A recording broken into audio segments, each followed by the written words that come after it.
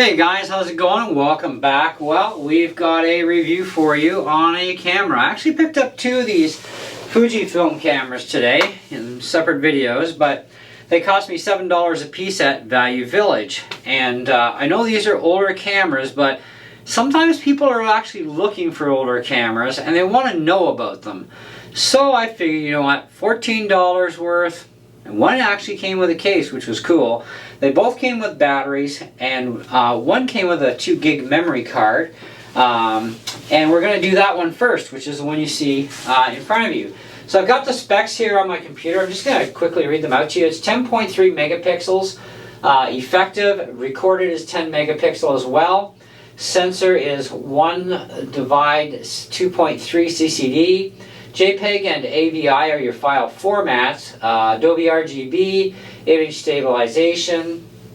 Now the lens specifications is 6.2 18.9 millimeter, f3.1 by 7.8, 35 millimeter film equivalent, 35.5 by 106.5 millimeter optical.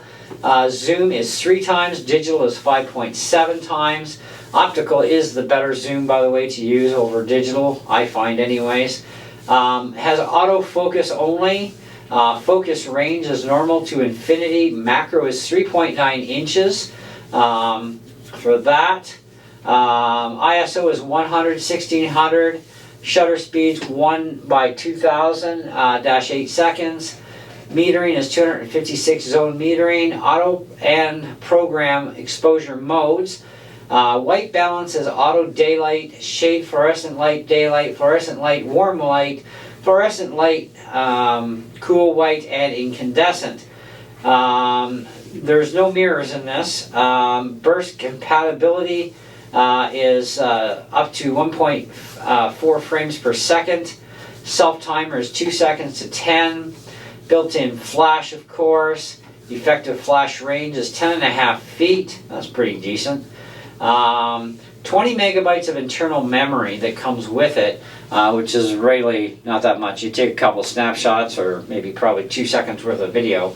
Now, this one did have 2 gig SD card in it, but it uses SDHC or SD.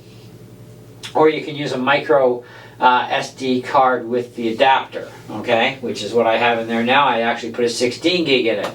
The specifications tell you about the 2 gig memory card. They don't say what it maxes out to, and the biggest I have available to me is a 16 gig, and I formatted it, verified it on my computer. It actually formats out to 16 gig in the camera and shows that on my screen on my computer, so we're good for 16 gigs, no problem. Still images, JPEG, high res 190, low res 4420.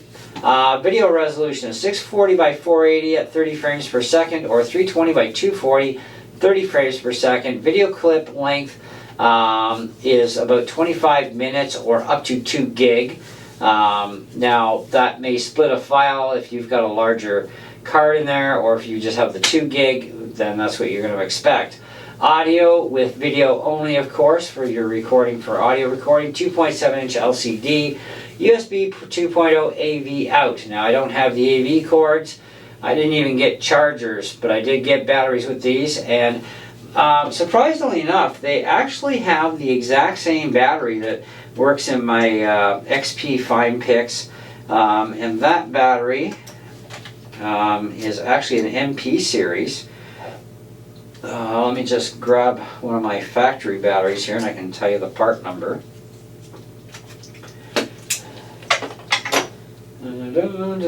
So MP4S or sorry, MP-45S or MP-45 or 45A, all the same battery. So you can share the batteries, which is kind of really cool too. And that's pretty much about it, other than it says battery type is NP45. So any of the NP45, even the higher capacity lithium ion batteries will work fine. Now, of course, these would normally come with a charger of some sort. Didn't get that either, but I do have a charger because I do already have an XP series Fine Pix camera that's a 16 megapixel. and I have a charger so I can charge all these batteries, no big deal. Anyway, so let's take a little bit closer look at this camera here. So it's pretty basic. So we've got a, we just push and hold, turns on, start taking snapshots right away. It tells us 10 megapixel, we're all good there. If we go into the menu here, which is pretty simplified, we have our shooting mode, so we can switch right into movie. We can go manual shooting mode, scene recognition, or automatic. I kind of like the automatic thing. Face detection, ISO, quality. Now this is going to be for your pictures, and you'll get X amount of pictures for wherever you have it set to. And we just hit display to back out of that. Continuous mode off, and of course your setup area. This is where you can change your image display on screen before it flicks off. Frame number count, digital zoom is currently turned off. LCD power save is on. I actually like to turn these off on these cameras. And then we just hit the side button here, and we can get into our date and time, operational volume, that sort of thing, shutter volume, playback volume, LCD brightness, that's for your display. Of course, formatting the card, just do that, boom. This is like too easy to run. A 2-year-old could run this thing. Anyways, your video system, generally it's NTSC is the most common. This is for playback to a TV. Auto power off after 2 minutes. Nope. Want that off. This way it doesn't automatically turn off on me. And of course we have reset area as well, that sort of jazz. So pretty simplified machine to use. Hit display to hit the back button. We also have playback to playback our videos, playback our pictures. We have macro, we have our flash to suppress it or force it or turn it off. We have display brightness here, and of course this button here is for your self timer. That's it. And of course your zoom in and out as well. Okay, so it's that simple to use this thing. Okay, you do have a tripod mount. If you take the side of your nail, this is like rubber here on the little CE thing. You just give it a little push, and then here of course we have our memory card, and we have our battery.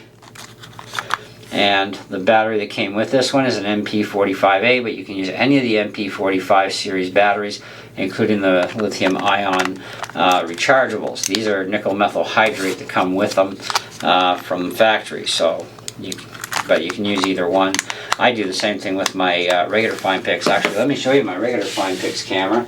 I've had this one for a long time. This one's actually waterproof, so I can actually take video or pictures underwater with this one. And this one uses the exact same batteries as well, and same memory cards, no problem. This is just a lot more sophisticated than this little guy is. So this camera is actually going to end up going to my wife. Gives her a camera because we've been sharing the FinePix one, and I've been kind of hoarding it. So when I saw these today, I thought, hey, great, I can do some YouTube videos, share some information with some people, let them know what I think of these cameras. In case you're looking for something used like this and you come across one and you don't know anything, you can just watch my video, right? Like you just did. And find out what you need to know about it and see if it's going to be a good fit for you. Maybe you want this for the kids or for the grandkids, but or even just for yourself. Maybe your main camera is busy shooting video or doing something else or whatever. You take this along with you, quick snapshots, whatever, boom. And for taking pictures, these things take really good quality pictures at 10 megapixel. And even though you are limited to that 640 by 480 and the smaller resolution below that, on this one, 320 by 240, it's still really good quality, for the picture quality at that resolution, because of the megapixel sensor. It does a really nice job, so I wouldn't worry about that too much. I mean, it's not 1080p or 4K quality, but it's still really good quality regardless, and your snapshots will turn out really nice. I tend to also set up the snapshot modes.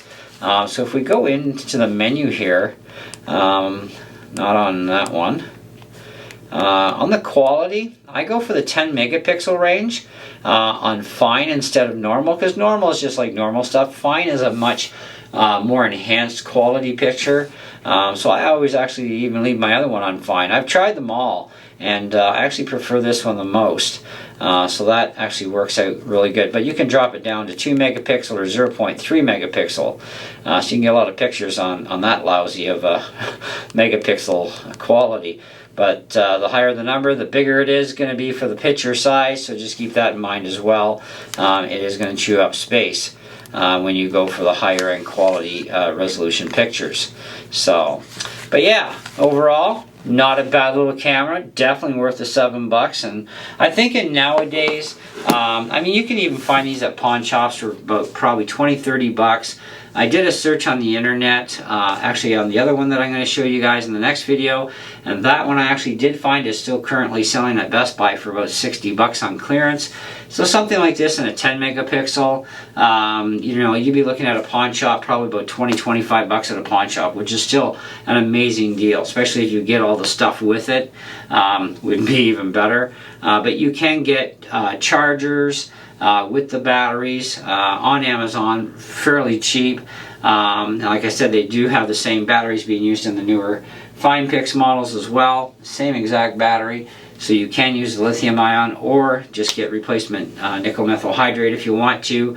It's kind of up to you how you want to deal with your batteries. Lithium ion does take a lot more pictures because of the stronger milliamp runtime as well. Anyhow, so that's what I've got for you on this one. So hopefully you got a lot of information, got everything you need. But if not, just ask away and I'll do the best I can to answer your question.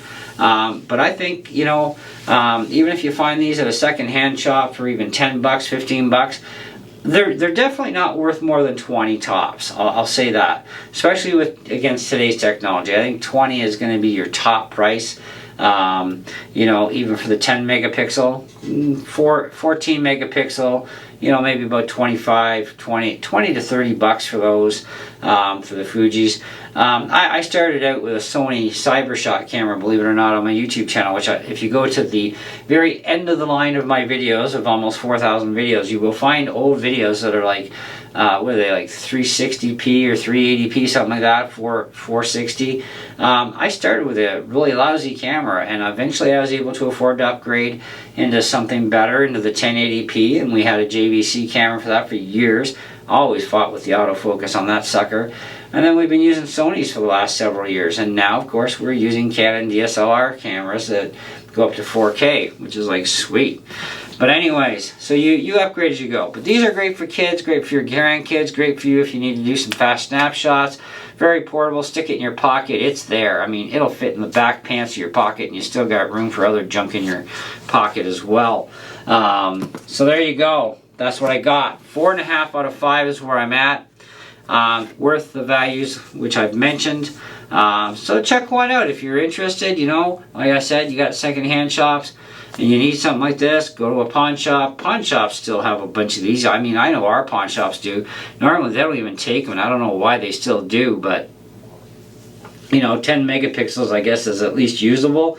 So they tend to at least get the 10 megapixel and higher ones now in pawn shops, and you can literally pick them up for like 20 bucks. So you know they're only paying about 5 or 10 bucks to the person that pawns them off. So you know, even 20 bucks, you're doing really good. Anyways, thank you, and we will catch you guys on the next one. See ya.